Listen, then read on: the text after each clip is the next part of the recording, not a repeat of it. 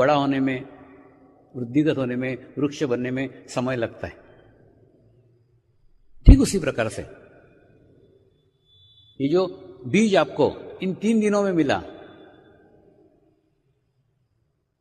उस बीज को वृक्ष करने में, वृद्धिगत करने में, बढ़ाने में आगे का कार्य आपको करना पड़ेगा। मेरे शब्दों को ध्यान से सुनो।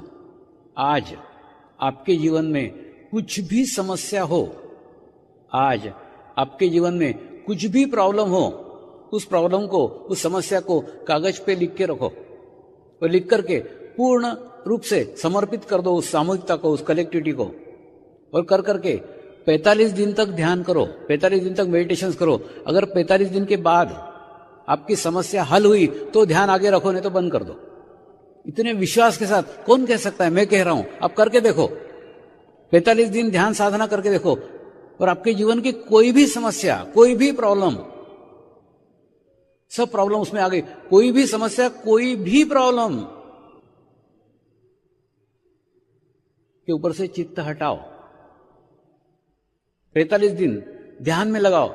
मुझे जीवन में एक भी साधक ऐसा नहीं मिला है जिसने 45 दिन तक नियमित ध्यान करा हो और उसकी समस्या हल न हुई हो।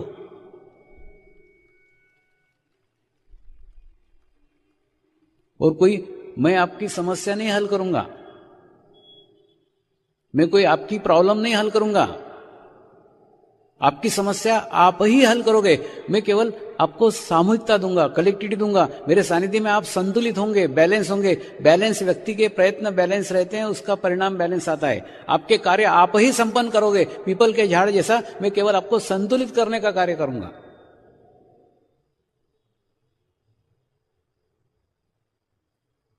करके देखो। इतना जीवन, इतनी उम्र आपने आपके इच्छा अनुसार व्यतीत की है, मनमानी से जैसा चाहिए वैसा किया है। सिर्फ जीवन के 45 दिन एक आधा घंटा ध्यान करके देखो, आधा घंटा मेडिटेशन करके देखो, तो आपका जीवन परिवर्तित हो जाएगा, चेंज हो जाएगा। तो कल के बाद में वो अनुष्ठान प्रारंभ हो रहा है। 45 दिन का अनुष्ठान प्रारंभ हो रहा है। उस अनुष्ठान में सहभागी हो, सामूहिकता में ध्यान करो, कलेक्टिविटी में ध्यान करो, क्योंकि अकेले ध्यान कभी हो ही नहीं सकता। जहां साधकों का समूह है वहां मैं हूं। मेरा भी अस्तित्व सब लोगों में बटा हुआ है, एक एक में बटा हुआ है। तो 45 दिन ध्यान करके देखो। ये 45 दिन आपके जीवन में चेंज लाएंगे, बदलाव लाएंगे। जैसे मैं पहले बोल रहा था ना, आपको ये अच्छा कार्य किसी को बताने को बताओ। अब मैं बता रहा हूं, किसी को मत बताओ, तुम्हारे तक ही सीमित रखो। 45 दिन आपकी पूरी एकाग्रता सिर्फ आपके ऊपर होनी चाहिए, आपके ध्यान की प्रगति के ऊपर होनी चाहिए, आपके प्रोग्रेस के ऊपर होनी चाहिए।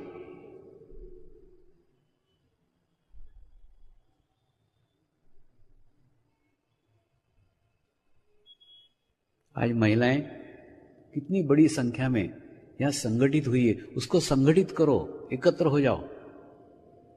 तो सारे अजमेर में तो क्या, राजस्थान में परिवर्तन ला सकते हो।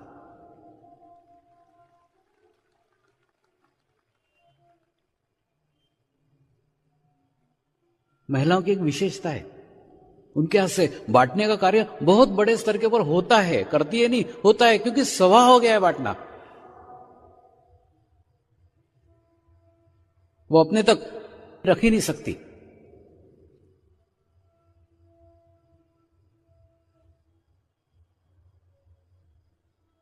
आज मैं भी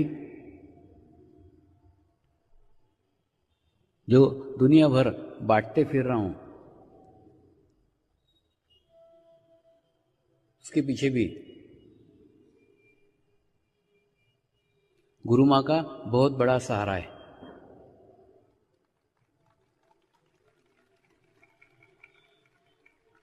पहली अनुभूति मैंने उसको ही करवाई थी,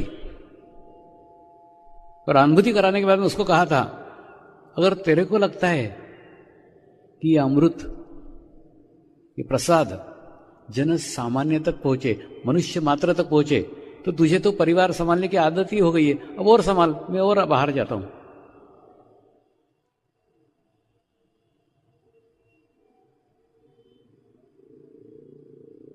तो उसने घर को संभाला, उसने बच्चों को संभाला, इसीलिए ये कार्य में इतने विशाल तौर पे कर सका।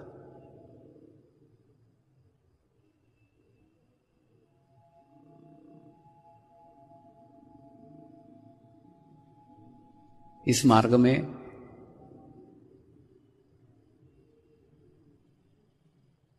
आने के बाद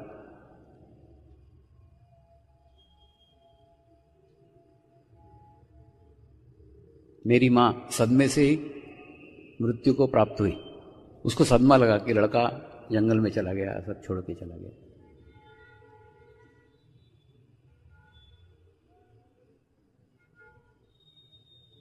तो उस बात को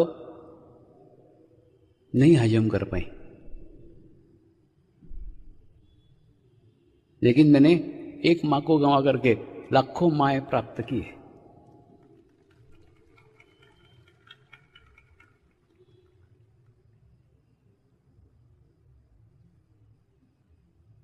एक मां को गंवाया तो घर में गुरु मां के रूप में मुझे दूसरी मां मिल गई।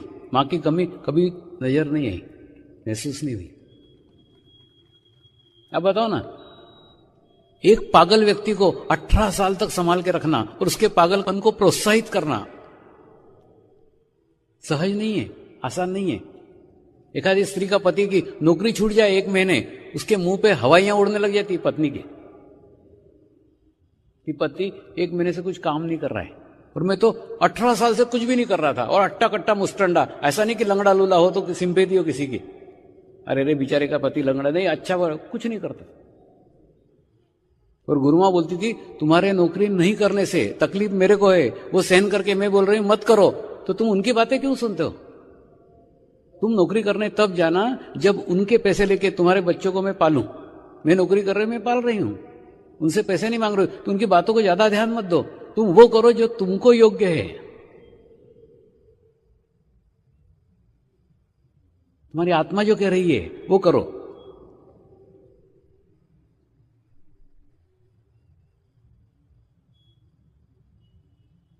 सचमुच पागल जैसे ही मेरा हाल है। कई बार साधक एकदम आखिरी स्टेज में रहते हैं, अंतिम सांसें लेते रहते हैं, अस्पताल में पड़े रहते हैं, और रात में मैं घर में चिल्लाता हूं, मैं जा रहा हूं, आज रात को मेरा आखिरी दिन है, मैं तो मर रहा हूं, आज सुबह नहीं देखूंगा। वो चिल्लाते रहता, और जब वो सवेरे ठीक होता फिर एकदम नॉर्मल हो जाता हूं।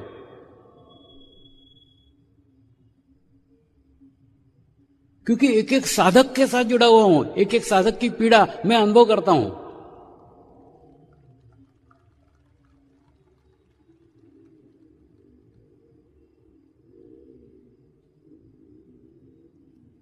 और तुम लोग तो 8 घंटे या 10 घंटे ड्यूटी पे होंगे, मैं तो 2400 घंटे ड्यूटी पे रहता हूं।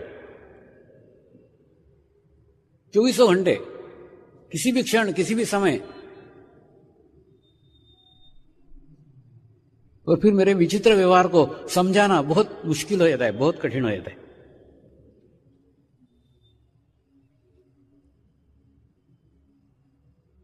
एक बार ऐसा ही हुआ था, मैं मेरे परिवार के साथ बहन के घर गया, अभी हाल ही की बात है।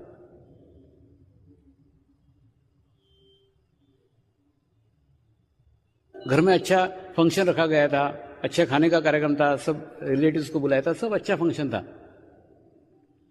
और उसी समय सुबह एक ओपन हार्ट सर्जरी के लिए एक साधक टेबल के ऊपर था, वो प्रार्थना कर रहा है, याद कर रहा है। फिर मैंने सिर्फ गुरुमां को बताया कि मैं एकांत चाहता हूं, मुझे एकांत चाहिए, मुझे पूरे टाइम उस पर चित्त रखना होगा जब तक उसका ऑपरेशन नहीं हो जाता। तो 5 घंटे रूम में बंद करके अकेला रहा। बहनों को लगा शायद हमसे कुछ गलती हो गई है, इसलिए नाराज हो रहा है। मतलब व्यवहार ऐसा विचित्र हो जाता है। फिर गुरुमां ने समझाया तुम्हारे से कुछ संबंध नहीं उनका कुछ चल रहा है, बाद में खुद बाहर आ जाएंगे। कुछ नहीं, 5 घंटे एकांत पे रहा, उसका ऑपरेशन सफल हुआ। उसके बाद में मारा है। वो डॉक्टरों के हाथ पैर फूल गए थे, बहुत कॉम्प्लिकेटेड ऑपरेशन था। और उनको भी आश्चर्य हुआ कितने आसानी से हो गया, कितने सफलता से हो गया, कितना अच्छे से हो गया। ऐसे 2400 घंटे ड्यूटी पे रहता हूं, कभी भी कौन सा टाइम आ जाए, कहां चित्त जाए, कुछ भरोसा नहीं। कौन याद कर रहा है, कौन बुला रहा है, कुछ पता नहीं।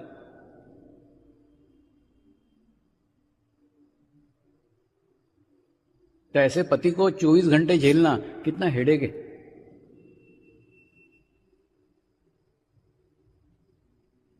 किसी भी क्षण कुछ भी होता रहता है।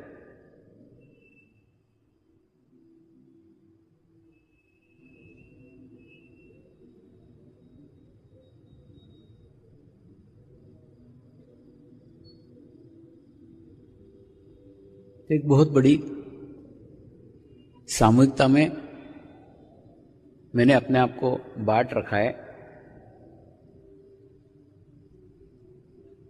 अगर मेरा सानिध्य चाहते हो तो आप भी उस सामूहिकता में चले जाओ, आप भी उस कलेक्टिविटी में चले जाओ।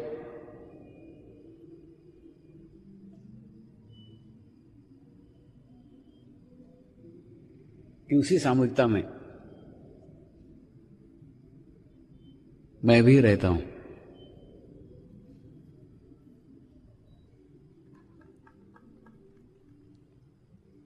आज का चक्र आज्ञा चक्र है।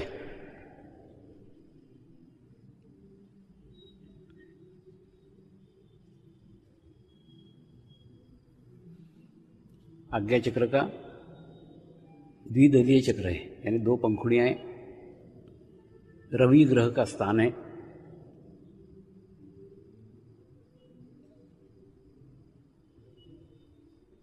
मानसिक संतुलन इसका दोष है और सद्गुरु का स्थान है।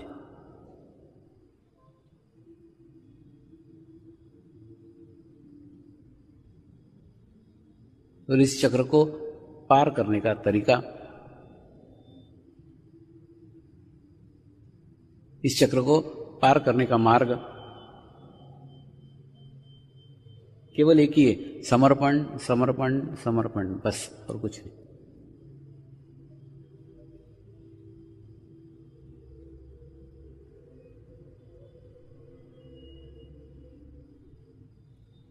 बहनें अपने घर को सुबह शाम झाड़ू लगा करके स्वच्छ करते रहती है, पवित्र करते रहती है, साफ करते रहती है। तो जैसे घर को स्वच्छ करती हो, घर को झाड़ू लगाती हो, ठीक उसी प्रकार से अपने चित्त को भी झाड़ू लगाओ, चित्त को भी साफ करो। चित्त के अंदर भी किसी को मत बैठने दो। किसी के प्रति आपके मन में मैल नहीं होना चाहिए, किसी के प्रति आपके मन में कोई बुरा भाव नहीं होना चाहिए।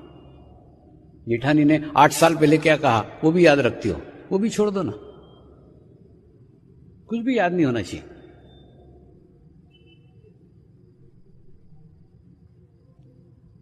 उसका सबसे आसान तरीका, एकदम आसान मार्ग आपको बताता हूं। कल इस शिविर का समापन होगा, तो कल आप जब नमस्कार करोगे तो अपना भूतकाल मुझे गुरु दक्षिणा में दे दो। गुरु दक्षिणा में आप आपका भूतकाल दे दो। भूतकाल की बीमारियां दे दो, भूतकाल के रोग दे दो, भूतकाल के दुश्मन दे दो, भूतकाल की घटनाएं दे दो, भूतकाल के बुरे प्रसंग दे दो, भूतकाल के बुरे व्यक्ति दे दो। जितना बुरा भरा हुआ है आपके अंदर, सारा भूतकाल कल मुझे सौंप दो। कल मैं तुमको स्वर्णिम भविष्य काल दूंगा।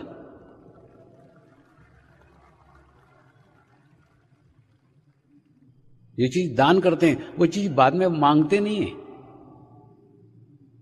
वापस लेते नहीं है। तो यहां भूतकाल दान करने के बाद में अगर घर जाके फिर कोई भूतकाल की घटना याद आए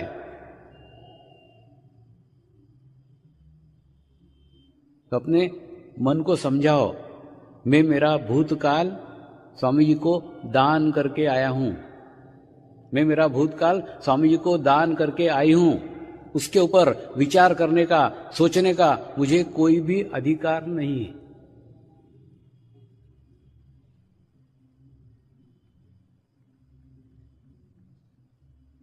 थोड़ा अभ्यास करना पड़ेगा, लेकिन अभ्यास से धीरे धीरे आप महसूस करोगे आपका भूतकाल संपूर्ण समाप्त हो गया है। क्या होता है मालूम है? पेंडुलम सरी की स्थिति है। आपने 3 इंच इधर खींचा तो 3 इंच इधर जाएगा। आपने 3 इंच भूतकाल के विचार किए तो 3 इंच भविष्यकाल के विचार आएंगे। भूतकाल के विचार आप करते हो और भविष्य काल के विचार आपको आ जाते हैं। और फिर भूतकाल और भविष्य काल में आप आपके ऊर्जा को नष्ट करते हो, नाश करते हो।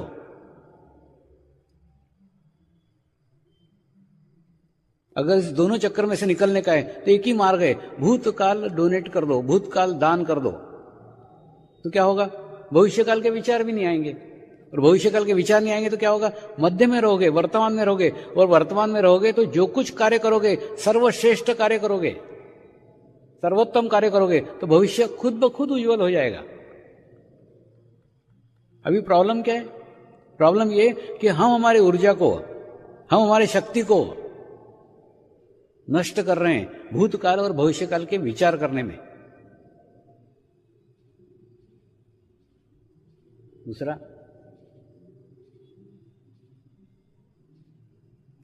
तुमने जो तुम्हारा नियंत्रण दूसरे किसी को दे के रखा है, वो नियंत्रण से मुक्त हो जाओ।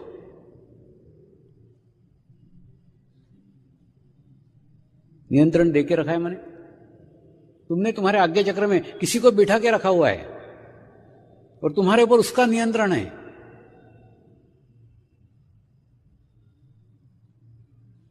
आप सज धज के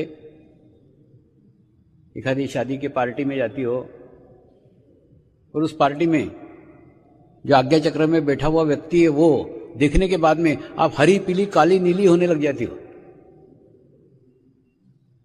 सारा साज श्रृंगार खराब हो जाता है क्योंकि उस व्यक्ति को वहां पार्टी में देख लिया, बस तुमको उससे इतनी नफरत है कि उसको देखते बराबर आप इनबैलेंस हो जाती हो, असंतुलित हो जाती हो या असंतुलित हो जाते हो। आप क्या करते हो मालूम है? भगवान को तो कभी सभी याद करते हो, दुश्मन को रोज याद करते हो, रोज उसको अगरबत्ती दिखाते हो कोनाड़े में बिठा कर करके, रोज उसको याद करते हो। उन दुश्मनों को भी कल मुझे सौंप दो।